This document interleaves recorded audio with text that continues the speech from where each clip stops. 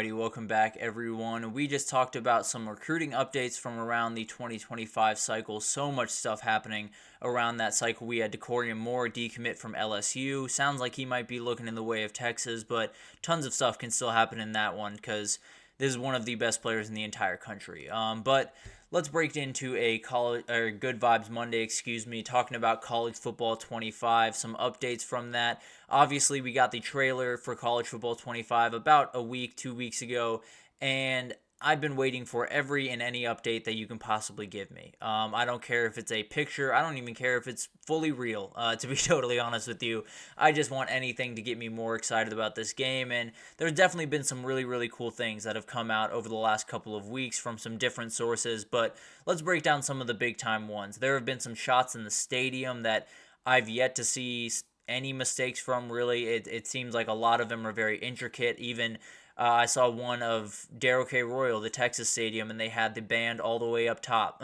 So it shows you that there is a little bit of detail being put into these stadiums in particular, and very, very excited about that. It sounds like recruiting is going to be a huge part of the game, and not only, just pulling in kids and hoping that they hit, but it feels like it sounds like 5 stars are going to feel different than 4 stars, and 4 stars will feel different than 3 stars, and so on and so on. So it'll be very interesting. You'll be able to recruit these kids, and maybe you have a 5-star sign. You just can't wait to get him on the field and get his speed and that type of thing. We've heard rumors that you might have some measurables for these kids where you didn't have them in the past, and it would be really, really cool to kind of just get more excited about the players that you're bringing in and how you can kind of utilize them in your team in a dynasty. So it'll be fascinating to watch that. I think another really cool update is around the playbooks. Obviously, we know there's going to be, I think, 134 different playbooks that are designed around the teams. I don't know exactly how intricate they're going to be because I'm sure there are tons of things that coaches were absolutely not giving up to EA during this time, but it'll be really interesting to see these playbooks kind of unfold, especially the option offenses. It sounds like those are being very, very intricate for obvious reasons, a very intricate offense. It sounds like things are going to move very quickly in that. It's going to be really, really interesting, and definitely something that you'll see a couple of guys start to run triple option teams because there are a lot of ways you can attack a team, and especially if you're giving me a full playbook in a triple option offense, I might just utilize that a time or two. But the best update as far as I'm concerned is that helmets can be knocked off in this game. I think we can all agree that laying into the hit stick and seeing a helmet fly off someone's head, at least virtually, is a very, very fun thing. So I think that's something that everyone can get excited for. I know me personally, I'm going to be laying into that hit stick, hoping to get as many helmets off players as possible, just because that's what we want to see, right? That's football right there. And then there's going to be a ticker at the bottom of the screen. Obviously, not the biggest update in the world, but is a fun and simple way to kind of get fans more engaged, feel like they're on a big-time broadcast, right? And that's kind of the ultimate goal. Another big-time update was something that happened at the EA headquarters in Orlando recently. Tons of media personalities. Matt Brown, who has been the LeBron James of covering this game as of right now. Chris Vavini and Danny Cannell all made their way down to Orlando because they were invited to play the game. And I have yet to see any update that has been not glowing. I haven't seen anything concrete necessarily that has given us a ton of stuff to look into. But the reality is all of these guys have been astounded with the game. They are incredibly excited about this one. And it seems like it's living up to the hype, at least thus far. Obviously, a lot of that will come to fruition once this game fully comes out, but at the very least, some of the people that love this sport as much as me and you love the game, so that makes me feel a little bit better about the future of it. I think this is a great idea going forward for EA and for a number of different games. Just invite a bunch of big-time media personalities to your studios, let them play the game, and then just let them rave about it for the next couple of weeks, and it'll be incredible to watch some of the new stuff come out. It sounds like gameplay is coming out pretty soon, but we didn't get too much from these group of people, obviously, because you can't just be giving out all the information willy-nilly. That's a dangerous game to play if you're a journalist, but it looked like one of the things that was leased was the matchup screen on the Play Now feature, and it had UCF against USF. And if you're familiar with, some logos for some games or for what games are called is the best way to put it. The game for Ohio State, Michigan, that type of thing. Iowa State, or what am I saying? UCF and USF is the War on I-4, and that's an incredible name. It's one that I love to no end, and they had that logo in there, and that was huge. They also had the throwback logo for UCF, so it feels like everything is they're doing everything they can. It feels like. Obviously, there is a ton of things that we will only be able to figure out once we see gameplay or once we actually get the game in our hands.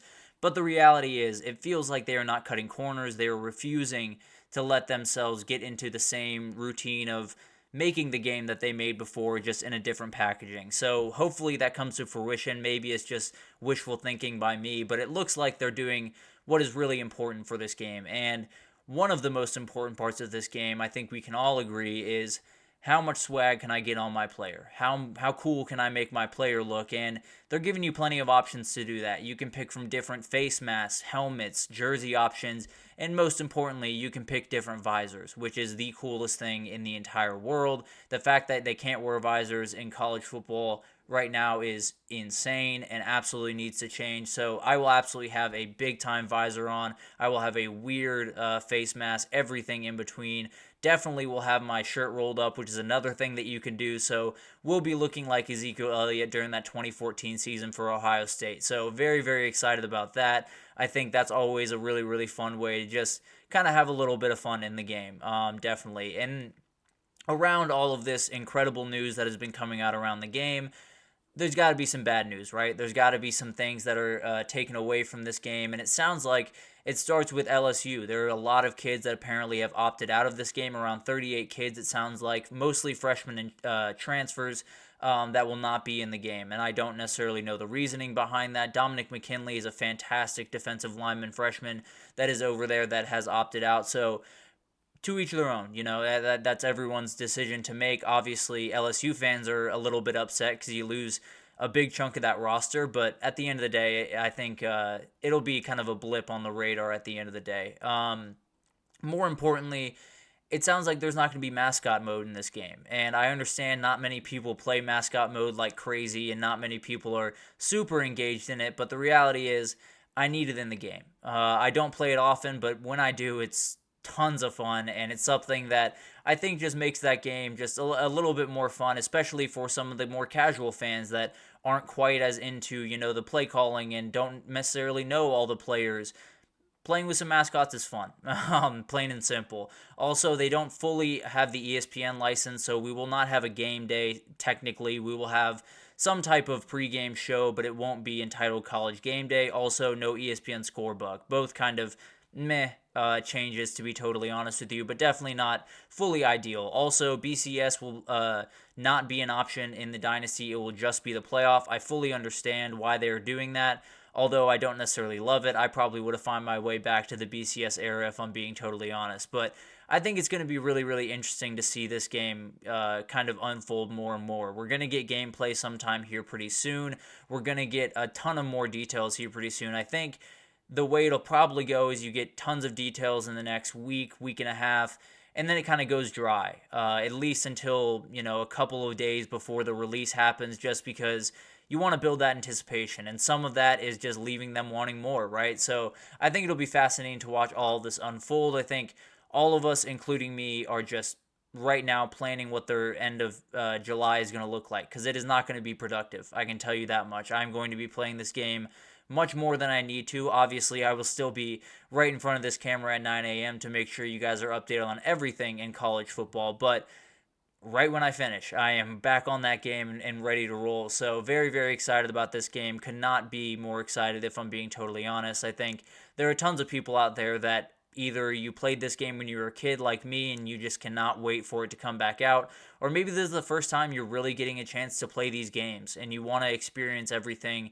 the way that we got to early on. So a ton of really, really cool things happening with this game. I think it's shaping up to be everything that I wanted it to be. Obviously, some things that are missing that I kind of wish were in there, but nothing that is super major, nothing that will really hurt me in the time being, and definitely will be getting a Dynasty going. So excited for this game to come out, and I think I would love to hear any ideas you have for my coach's name in Dynasty, or maybe a player name in Road to Glory. I know I've on here said we did Swarlow's Hyde in the past. We did Ezekiel Chubbnet, who was just an amalgamation of some remarkable running backs. So definitely some great names out there, some great things to pull from, but would love to hear not only what you guys are doing on the game, but if you have any suggestions for my coach's name or my dynasty team or my team builder on this game, I'd love to hear them. So it'll be fascinating to watch this game get closer and closer. I know for me, it's just counting down the days at this point. So cannot wait for it. I think a lot of us cannot wait for it, frankly. But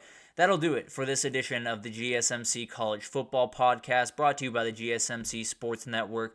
Your support means a lot to us, so please remember to subscribe to the show, leave a positive review. It does make a huge difference for us. Also, follow us on Facebook, Instagram, TikTok, all of the social pages for every update you could possibly need. We have so many people doing incredible work across every single sport in this country, so cannot wait. And out of this country, frankly, we have incredible people covering soccer and women's sports all around the world. So definitely tune in to GSMC to see all of the content that we make. Once again, happy Memorial Day to all of you out there. But thank you once again for listening, and I will see you guys tomorrow.